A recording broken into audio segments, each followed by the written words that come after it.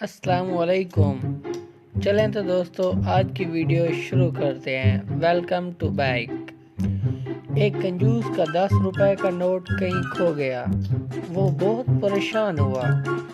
اس نے کوٹ کی چھوٹی جیبوں کے سوا باقی تمام جیبوں کو بار بار الٹ کے دیکھا مگر چھوٹی جیب کو ہاتھ تک نہ لگایا۔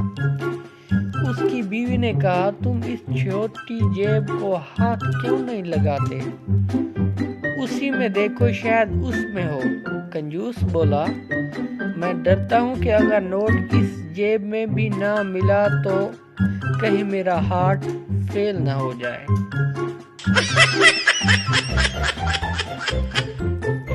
ایک دیہاتی کسی 5 اسٹار ہوٹل میں گیا اور چائے پینے کی خواہش ظاہر کی۔